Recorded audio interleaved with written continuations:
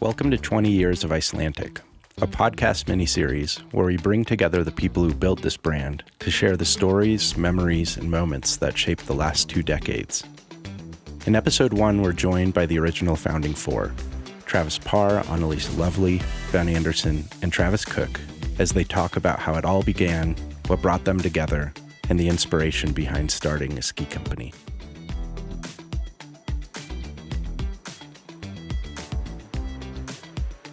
Started at Clear Creek Middle School in Idaho Springs, Colorado. We first met, we had moved out here and then ended up choosing to go to school in Idaho Springs.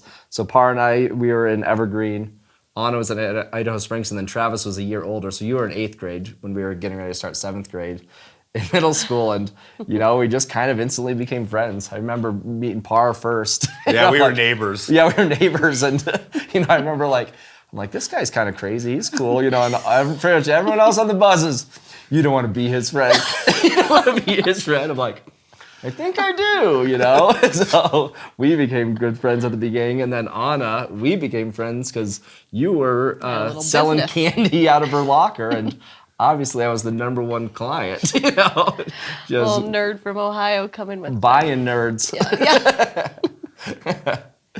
And then pretty much we met you the most through ski team in middle school. Yep. I think we realized that we could, sign up for ski team and get out of school every Wednesday to practice, a half day Wednesday to go ski at Loveland and practice, and then full day Fridays to go for the races. I was like, oh my gosh, we got to sign up for Yeah, ski which was team. all over Colorado. So what a great opportunity to ski all over. Oh and you and I did it first. You were on, Anna was a serious Nordic skier at the time. I was a serious Nordic skier. She was going to, hone her skills. And Parr and I got on just to screw around. Yeah, it's so fun. Oh my gosh, the memories were just insane. Just like I said, we'd be skiing. I had a full one-piece, long underwear, red suit with a piece of duct tape that said Spider on the back. Parr, you had your snowboard pants on that were huge, and all the high schoolers called you trash bags. Yeah, totally. It really just started in those ages, and it's pretty wild how the friendships have, continued to grow from that point. And when did you first think about, from being on the mountain with your friends skiing, fall in love with the sport? When did it kind of conceptualize into, I want to make skis? Yeah, I think it really started from, being at your house. It's really funny when I've been reflecting on what was that spark? What got this idea there? I remember having the idea and starting to take steps for it, but really getting down in tune to what created that spark. And it was, at your house, we were watching this surf movie, In God's Hands. And it was just this inspirational film about these, surfers that were traveling the world and learning the ways of life and just creating amazing experience, both as an individual and as in a group of friends. And it was just it just changed my whole perspective of life and where do you want to put your energy and, what are the experiences you want to create and who do you want to do it with? And cool. So really just kind of took that and, I think it naturally started applying to ideas, and I wasn't even seriously thinking at that time of what's the next step and what college am I going to? We were sophomores, so you're not even in the college process, but it just kind of started. And I think too, I want to give some credit to Loveland Ski Area and the snowboard culture and that community up there because as skiers, Parr was a snowboarder. I was a snowboarder too. You were, that's right. Yeah, Anna was too. Well, there were a few of us skiers kind of following this group of snowboarders around, learning how to build jumps. We were all friends with them, but they were doing super creative stuff. They were making their own clothes. Yeah, they A10. A10. Yeah. Everybody was ordering pants from them from high school, and they would sew them with whatever colors you wanted and everything like that. And it was just this core group of friends who loved skiing and riding that we were all immersed in. Yeah. And I think there was so much creative energy within that group. Gosh. So you kind of exploded, you shot out of that kind of foundation as well. Oh, great call. great. Do you want to also say, I think within that culture, you sort of found your life's calling in high school as well. You were not into school. I think but what take it was from there. Loveland ski area was just this mom and pop ski area with this huge culture from our high school. We went to prom at Yeah. Loveland ski area Yeah. because it was the biggest venue in the county. So it's like just the memories of like all the friendships and the experiences and the adventures of Loveland as a snowboarder and a skier just was an unbelievable experience. I mean, why wouldn't you propel forward with this culture? It's just amazing. Yeah. Yeah, and I would add one more thing, like in addition to Loveland, but even our high school was just like a very creative environment. I think for a lot of people, maybe not for everybody, but it was a creative building. It was so unique. There were some really, really caring teachers there.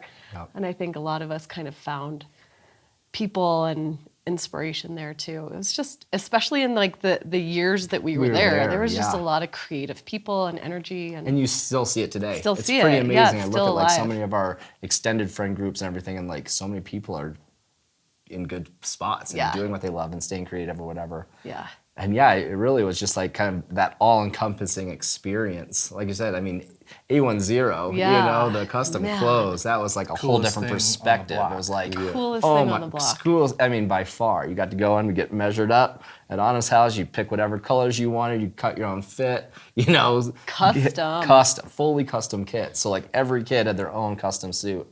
And we were just shredding Loveland. Like that was such a cool perspective of, you know, what this industry could provide and what this experience and what this lifestyle could do. So yeah, I mean, that's a really good point, Trivia. You know, it was like all of this experience that just triggered this idea to do it, you know, and just to commit to it, you know. Like Roseanne, I mean, I think, you know, at the beginning it was like, what is this going to be called? And it was going to be called Mystic, and worked with you, Trivia, to draw the logo for the first time just on a bus ride. And it stuck. I was like, this is it, done, I love it. It was like a wizard in a purple robe. Like, it was not it.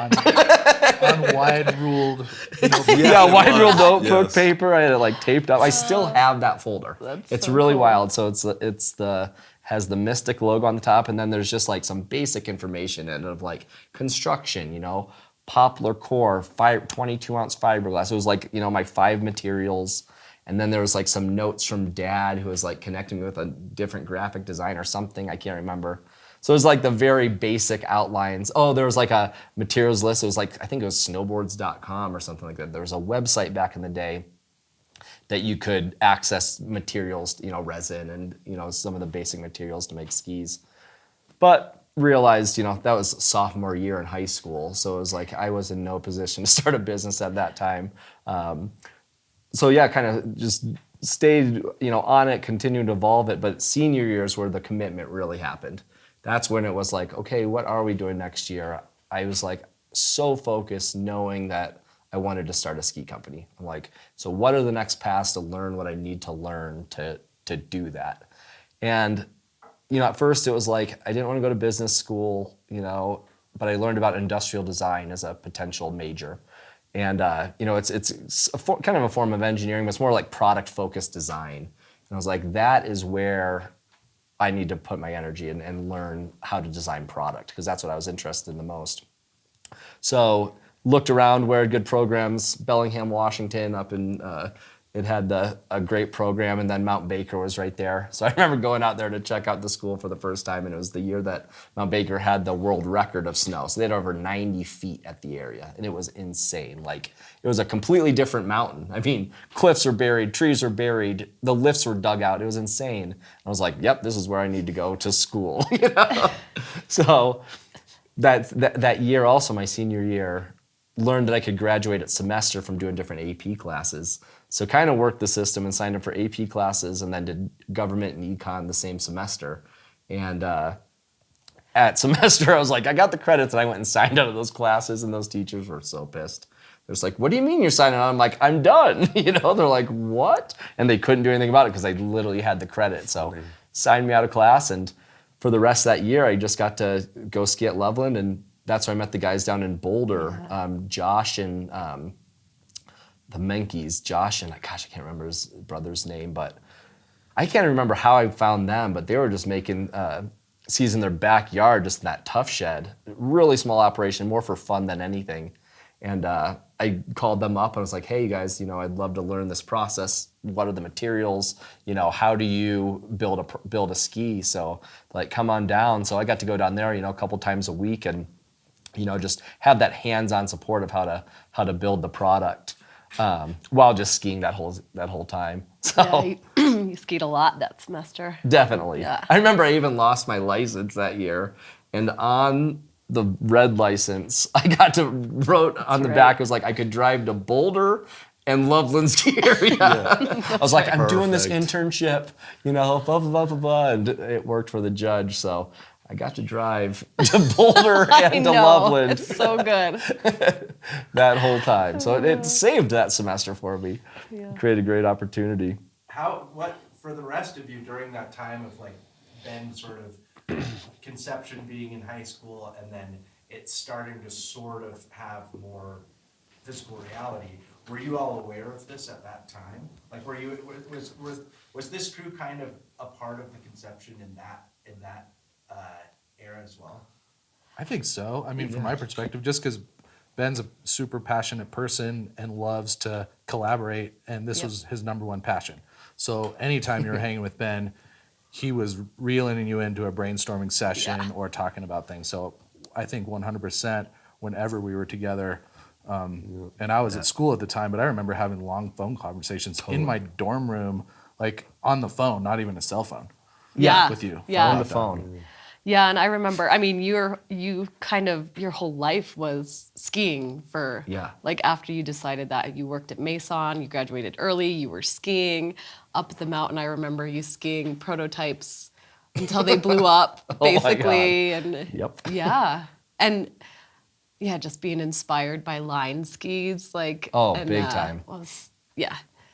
So yeah, I definitely remember seeing a transformation and being like, this kid is focused. Well, and you guys, Trivy moved to Bellingham with me. Oh, yeah. That was the thing, because you did your first year, and then it was like, let's take a year. Did you you take the a whole year off? Just a semester. Yeah, I couldn't stand my second East Coast winter, so I just left for a semester and went to Bellingham. Yeah, good job. Yep. Yeah, so pretty much I went, so I moved to Bellingham after that summer. Parr went to Laguna to get into art school. Yep. And then Anna went to UVM, and then, Trivy was at Lehigh, but took that semester off and moved out to Bellingham with me and our friend Bjorn and Molly and Monty. Moved out of the You guys had dorms. a crew up there for sure. Oh my gosh, God. yeah, it Good was crew. a wild one. But we would just ski Baker. I was the only one going to school at the time, and we'd just go and ski Baker. And I think by that second year of school, it kind of hit me pretty hard. It's like, this is not for you. Like it was a good experience. With you guys, the skiing, just getting a lot of partying out of our systems, and just like, having the college experience. But I really wasn't learning what I needed to, and just kind of come to that reality of like, I can continue this path to fulfill this idea of creating a ski company, but just learn other ways. It was like, I don't need this university atmosphere to get the knowledge that I need to, or the experience that I need to execute this. So what was the next step? Well, so I ended up, I decided to stop going to school in Washington. I think it was another eye-opener too, just seeing a lot of the kids there. I'm like, you are here literally because it's the next step. You're not applying yourself. You're, like, don't get me wrong, a university can be an amazing place to learn, but you better be ready, and you better be focused, and you better be like ready to learn. And there was a lot of people that weren't also, so it was just like, this just isn't for me. So I remember like it was like an econ test, first hardest test I ever studied for, first test I'd ever failed in my life. And I was like, screw this, put it down, walked out of the room, called mom and dad, and it was just like, hey, I think I'm done with school. I'm gonna start this ski company, And I mean, I'm so grateful that they supported it. They just laughed. They're like, we knew it, and blah, blah, blah, blah, blah. That's And, so awesome. like they supported in such a good way where they didn't tell me what to do and how to do it, but they just said, like, we trust you. And they let me take that path and not finish the university experience. So at that time, and then Parr was the next person I called. I mean, growing up together and, just seeing you, continue your path of the art career, I called you up and I was like, hey, I'm doing this company, do you want to help create it? We didn't even know the exact direction. It was like, what's the name? What's the logo? We'll get to Top Sheets. The Top Sheets weren't even the initial No, thought. I don't think it was either. It was just like, how do we create this brand, Yeah, and Parr, talk real quick, if you would, Yeah. just about how you kind of caught the art bug and then your path and how that kind of then converged with Ben, because your graphics and the whole aesthetic is such a huge part of the company. I just want to hear Yeah, I mean, I think witnessing just the culture changing at Loveland. I mean, I remember, Ben, you were sponsored by Climax. Yeah. Driving to Breckenridge. Driving to Breckenridge. And I mean, and a lot of kids were sponsored by Never Summer, Yeah, Gary. and there was a lot of athlete sponsorship going around, mixed with fashion through A10, and so there was this energy happening, which was awesome. Totally snowboarding at this time, skiing for ski team, but snowboarding on the weekends. And it was my junior year. I had this opportunity to take an art class with a substitute teacher all year. So I was like, oh man, I get to do whatever I want in art class, which was awesome. So I took the opportunity and really fell in love with the teacher and just the process. And she encouraged me to go to Otis College of Art and Design for a summer program. Was that in LA? It's in LA, between my junior and senior year. And they had this hush-hush competition going on with all the students for the whole month of who's going to have the best piece. And I actually won that, which automatically gave me a half-ride scholarship to art school. And I hadn't even graduated high school yet. So I was like, oh man, the universe is telling me something here. I had other ideas of what I wanted to do, but I was really just listening to the universe at this point. It's like, wow, if I have some cash to go to school and to do this, which I was doing and loving at the time and still do, it just felt like a perfect fit. So already had the college picked out before I was even a senior, already had the scholarship, so didn't really have to do the AS or SATs or the ACTs or any of that stuff, and got to just really focus on my life as an individual and my art, how that kind of creation just started. So yeah, it was amazing. And then the same time, still skiing. I moved to California. I was skied, snowboarded, and I was ready for something new. So I was like, okay, I'm gonna move to Laguna Beach. I'm gonna learn how to surf and skimboard and just really be a part of the ocean community, after just being immersed in the mountain community, and just really also wanted to give myself a wider scope of the planet. And so yeah, I moved to Laguna Beach to learn how to do art and just be an artist and kind of find myself more and more through every piece. And yeah, then Ben called and was like, yep, I knew he was gonna do it. So it was like, how are we gonna do it? It's like, well, we have this name Mystic and this, and it still was there, it stuck, but then we were kind of just brainstorming different names, and the word Icelantic came up, and it was like, whoa, That's it. that could really be it. I mean, I don't even think that you or myself or anyone else involved at this at the time really questioned it. It was like, wow, that's amazing. And so Tick, not Dick.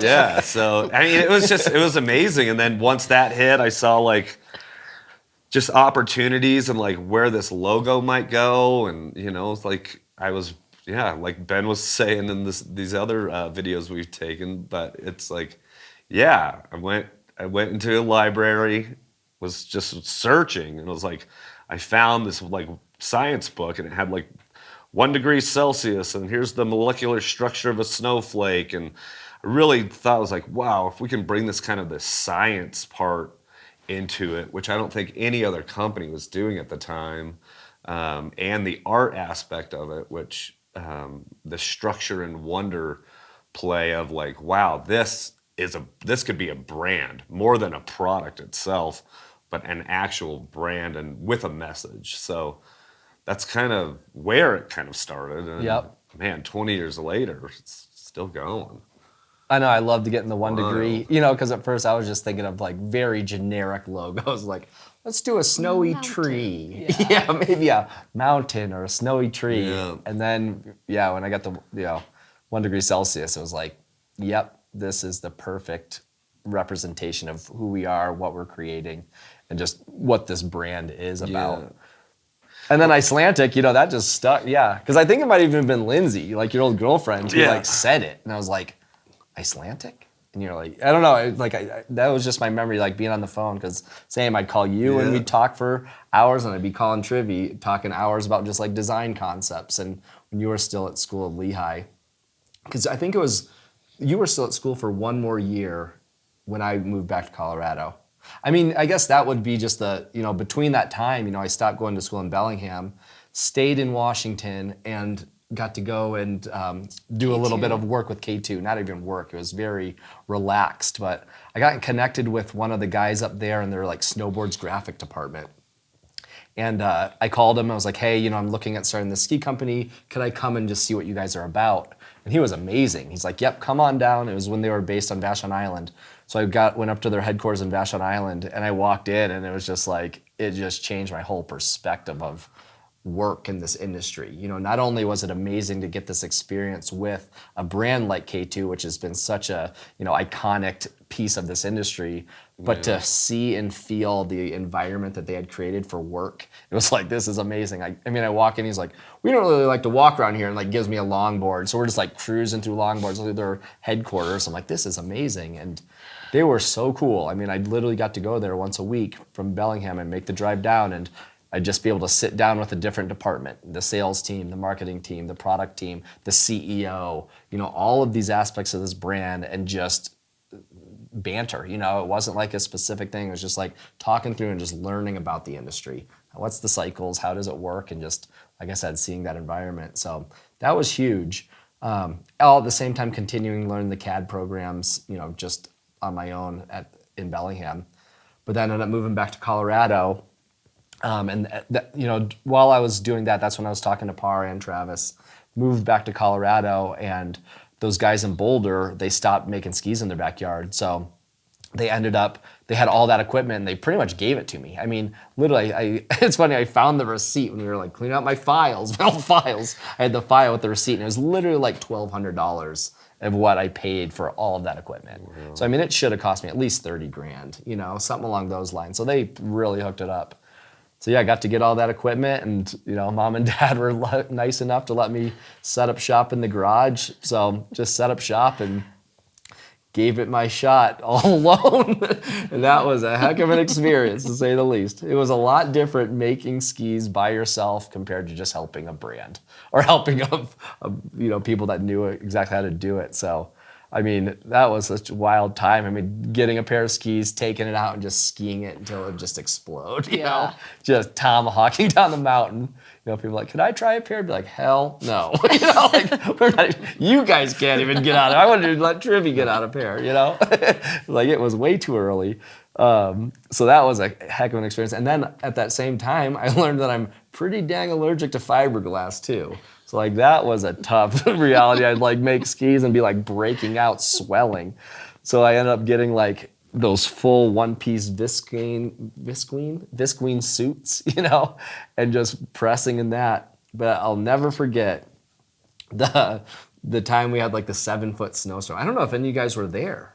You were probably at school. Were you at school? I was back here, spring break. Yeah, I was in school. And you were in school, but we had this storm in Colorado this winter or this spring that was insane. We had over 7 feet at our house in Evergreen, fully buried in. We lost power for over a week. It was wild. We didn't have running water. It was a crazy experience. But I was out pressing skis the night before the power went out during this storm. Pressed till 2 a.m. or something along those lines. I was exhausted. I just went in, just ripped off the suit and passed out on the couch without really cleaning up. And next thing I know, I wake up at like 5 a.m. and I was swollen shut. Like my left eye was completely swollen shut. My right eye I could barely see. My forearms were like looking like Popeye. I'm like, what? I going to get up and go and look in the mirror. And I mean, I looked like Quasimodo. It was just like, oh my gosh, And then poof, power's out, So I just had to deal with it. You couldn't get to the doctor. You couldn't do anything. And I was in so much pain. I had nothing to do. Like I couldn't even soak. There was no, the bath. So I just had to sit there for like 4 days in so much pain. And that's at that point, this is when things were evolving. But at that point, it was like, need to find ourselves a manufacturer. This is not set for me. But yeah, those garage days were wild. Because it was really, I was back in Colorado talking, Parr was still at school. You were at school. Everyone was at school. So we were just brainstorming it. And then after a couple years is when you graduated and moved back? Or were you? Yeah. Well, so I had a fall semester and then I graduated in December. And so the plan was to come to this space, which was kind of newly built, not finished yet. And my mom, again, our parents, letting us do take over stuff. their lives too. They let us move in here, and then the unfinished basement we finished off into some offices. So now we kind of had a space, and I don't know if I'm jumping ahead, but so when I moved back, that was the plan. So we were working on that, and then the big missing piece was we needed to go reel you back in from Cali. And so we took an epic road trip. We left on Cinco de Mayo. At like 1 in the morning. 1 in the morning from Boulder, from a show. Drove straight to Bellingham to another party. A Cinco de Mayo party. Another Cinco de Mayo party. And then over the course of about a week and a half, worked our way down the coast, camped and had a crazy spirit quest in Redwoods. And then we landed in Laguna for your graduation. Yes. And your parents were just so thrilled that we came to your graduation until they learned our motives. And your girlfriend. And then your parents were so pissed because Parr, their son, who had a job offer in Reno doing amazing gaming illustrations, straight out of the gate, $50,000 a year, and we're like, salary. No, come back to Evergreen and live in a basement. There's no money yet. And there's not going to be for a long time. Maybe never. Maybe never. Maybe never. So that was a crazy. We had talked about you moving back, but you were still kind of weighing it. It was like, hey, come back, like. We got some good designs. We're getting ready to bring this thing to market. You're a key piece, you had created the logo, the name, at that your the senior first show. gen. You did the Scout. That was like part of your senior show, the first Scout painting. Yeah. Well, in the winter before that, just to back up, you were working at Paragon, which is now Boone Mountain Sports in Evergreen, and we were there having intense ideation sessions with Casey Boone and the whole Boone clan about what are these models going to be. We were thinking of this regional concept where rather than a type of condition, it's like there's a perfect ski for the East Coast, a perfect ski for the West Coast, one for the Rockies. And we were really developing the philosophy of the line within that ski shop culture. Tuning skis all day, drinking tequila all too. night. It's really interesting with And snowboarding. snowboarding. It was the perfect balance there with like Casey and Logan and Megan, but then there was also like that balance with Strebe, who's like this eclectic artist, snowboarder, just the snowboard guy in the shop. And just those conversations, about like how to like think differently about the ski industry and how to design a product was so foundational as well. It was like this, that's where it did come. It's like the East Coast was the Pilgrim, the Nomad was the Rockies, and then the Shaman was the West Coast. And the Shaman was just kind of that idea from Strebe of like, that was when the Burton Fish was out. It was like, this is such a crazy looking snowboard. It's short, it's super tapered, and he was just going off. He's like, this thing is the best thing I've ever ridden, like in the trees and powder, everything. It does it all, and it's so nimble and fun. It's like, we need to design a ski like that. This was before any sort of rocker technology or anything like that for sure. It was almost like right at this time of twin tips, but. So that's how we took that concept and applied it to the Shaman. And I want to go back to this moment, Parr, where they came to your graduation and offered you this quote unquote Yeah. Job. What was that experience like for you? I'm ready to sign. I spent 4 years kind of honing my craft, I would say. I was like one of the only students placed in a job before I even graduated. And it was good. It was I was going to be working for IGT, like the largest manufacturer of slot machines. And so I kind of had a little bit of an ethical dilemma, honestly, just around the idea of gambling and Vegas. And, like I was pretty young. I think I was 21, maybe 22 at the time. And I was like, well, I knew about life's trajectories. And I was like, whoa, if I go into this gambling casino access kind of trajectory, that it's going to probably come with a cost. And then there's this other trajectory. It's like, oh, okay, let's go back to the roots, establish a brand in a culture and a sport that I truly loved. And it was at that point when I decided how my life's trajectory was going to go. It was a very easy decision to say, wow, no, I'm going to spend my time and energy and focus in the mountains, being an artist, creating a brand that was not conventional to skiing at this point in time. It was, we were taking something that the ski industry was lacking, and we were filling this void that skis just needed to. I mean, snowboarding was so cool, and it was taking the participation away from the skiing, and skiing just wasn't looking as cool as snowboarding. But there was skiers out there that were kind of were in that hybrid of like, wow, they're doing something that skiing has never really seen before, and it's like, this is a great opportunity to not only put my fingerprint on this, but to work closely with my best friends and keep my life trajectory in sport, culture, and in the mountains. I would say that was the true test of like, why did I make this decision, was that trajectory, yeah. We're grateful you did. Yeah. Yeah. Well, and that brings us to the brain. Oh, Talk yeah. about moving in here. Yep. Oh, man. Should we get Susan in here? It's our neighbor. We're going to give you the perspective of our next door neighbor, Susan.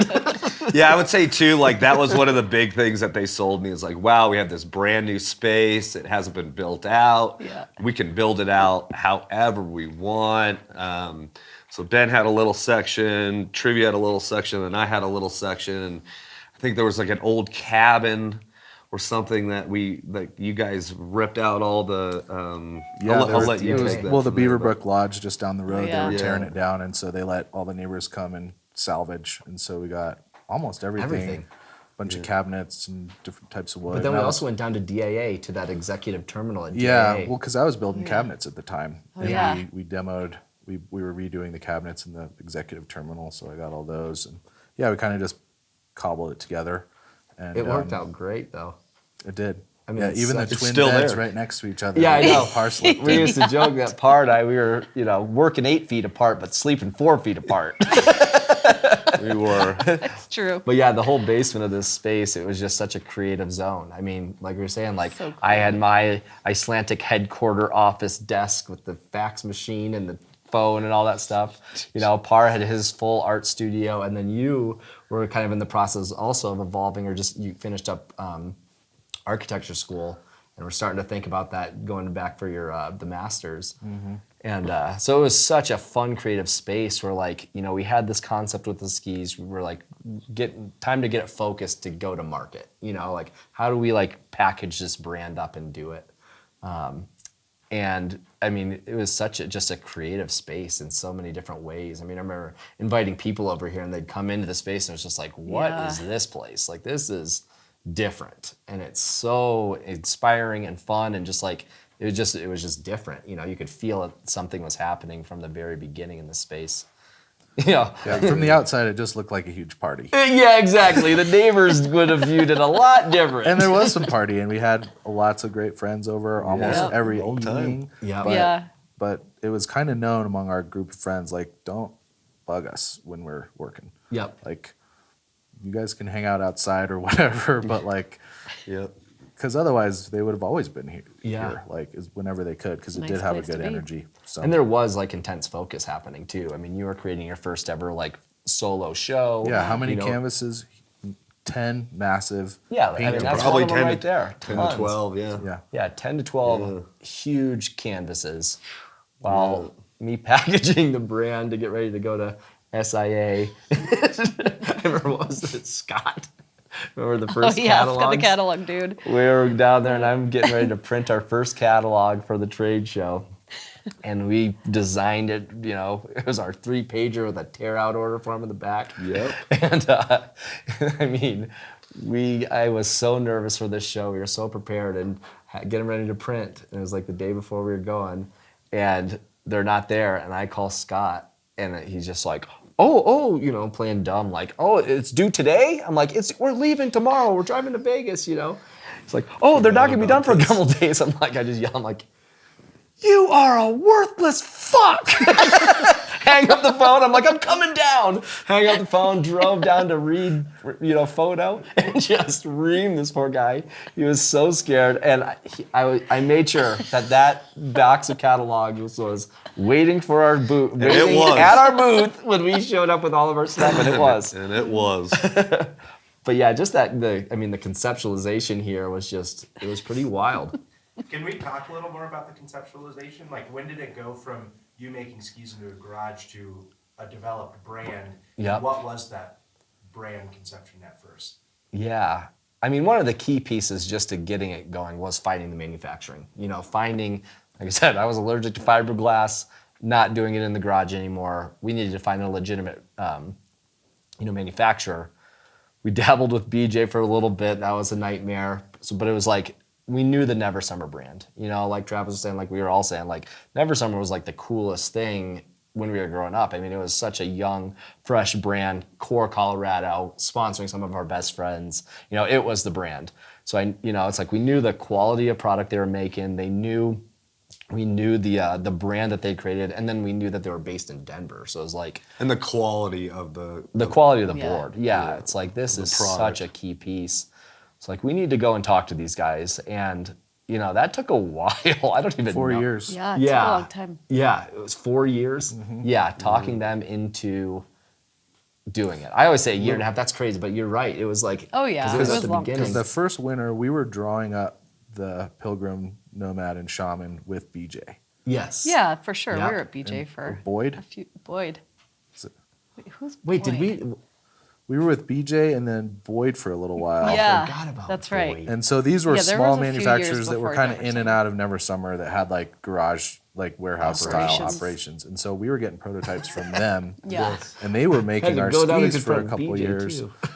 And Never Summer would be like, okay, well, we'll press a couple of prototypes for you, but you have to come cut your own top sheets because we don't cut top sheets. Oh yeah. So we'd have to come down there and cut all the top sheets. I Yep. would do that for days. And so it was finally 2008-9 when Never Summer finally Did it. came around. Yes. Yep. And you really had to establish that relationship with Yeah. Tim and Tracy.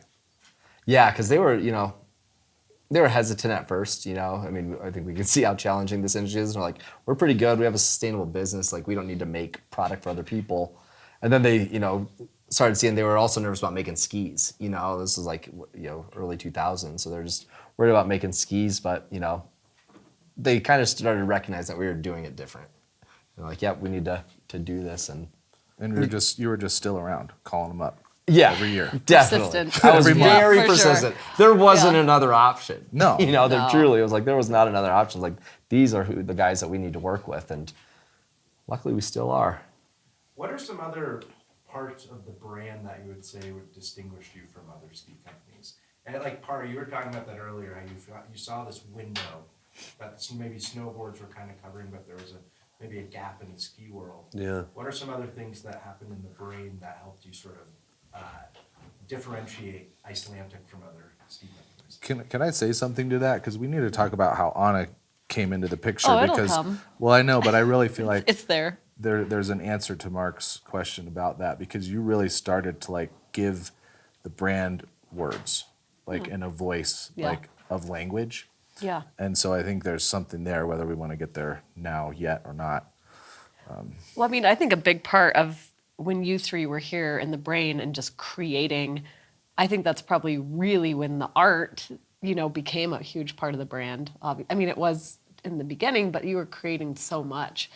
And I think just all living together, the three of you and your three energies meshing all the time, like you were one like entity kind of creating this Yeah. brand. And so I think a lot of that, and I love like structure and wonder are here, There's, Totally. I've always, whenever I describe like the origin story, I'm like, man, like all of the energies here are so complementary to each other Yep. in our own ways. And the brand probably couldn't have gotten off the ground without each one of, the energies here. Well, it's cool too. I mean, it's really interesting too. Like just these differentiating concepts. We would just get so deep, like we would just sit here and just talk about just deep philosophy and just here's what we're gonna do, and like these levels of like when you look at the early top sheets, the levels of storytelling that was never Totally. told, verbally, So it's just like, oh my gosh, there's just so much level of depth. This, really leaning to this balance of wonder and structure, and the 1 degree Celsius, and the, the artworks, and the, the evolution. I mean, that first series just being like that, arrival of new. It's like we are a new brand. We're coming onto the market, and here's how we're going to illustrate it. And Well, And I think Well, it started with the first free ad. skier ad. Yeah, I the think, first ad was Yeah. like this. It was kind of like this Native American up on a cliff, like sending out smoke signals. It was like a big 1 degree, like in the valley. And the ad didn't say anything. It just said like Icelantic. So and cool. that, and Yeah. I they're think like, we were "What?" naive at that point. Oh, but totally. it helped us. It was Exactly. different. Yeah. It was so different, but it definitely was not like, it was these subtle differences. Like, you would never know that was a ski company. You know what I mean? Looking Yeah. at that ad, it's like, what is this? It's so different. So that was such a big piece of like, I really think about just the foundational part of like the brain here. We, nicknaming it the brain, but it was just really these like in-depth, just directions and concepts that, we implemented, where truly I bet to this day half of our customers, less than half of our customers, they don't know anything about it. They're like, oh, cool art, which Yeah. did its trick too. It's deep though. Yeah, I think though for a lot of people, like a lot of the more artistic like snowboard brands and some of the ski brands were starting to get a little creative. There wasn't this kind of like underlying mythology, whether we really defined it or planned Right. it all out, but there was like some layer to the graphics and kind of the storytelling of the graphics that implied like this deeper mythology. Yeah. And I feel like that drew a lot of people in from a position of curiosity. Definitely. With 20 years of reflection, do you think you could define that mythology now? Like, how would you? I think it's the balance of wonder and structure. It is. It's a spiritual journey. Like it's like it's hard. Well, actually, I don't know. I don't have anything to say about We that right probably now. But have we could all of our for own sure. answers for it. Yeah. Yeah. So I guess exactly. the answer is no. Yeah. Right. I know. Yeah. I think Actually, that that's a really good point. ambiguity is really a superpower when it comes to a brand, I think, because it can mean anything to anyone. And so I think to try to define it is kind of I don't know if it's a really productive Yeah. thing because it's an ambiguous Yep. thing. It's for kind of self-contemplation. But Yeah. there is definitely an element of like spirituality and like, native energies of this area that we love and grew up in and things like that. But that's kind of as far as I'd want to take it. Yeah. Chills. Yeah. And I think that there was a foundational value set very early on from the brain that was based in self-expression and individuality and personal paths, like leading to a common kind of destination, And I think that the Anderson family really set the tenure on that. Your family and Becky, Yeah. just the support actually that all of our parents Totally. gave us to follow your dreams and to do whatever. But Even your parents come around and be like, that was the right decision. Yeah. Yeah. You know, like it's Yeah. amazing. That was But- at Parr's first solo show Yeah. a year after you moved to Inn. Yeah. Yeah. And there were probably 300 people in this gallery, and your massive paintings were all over the walls.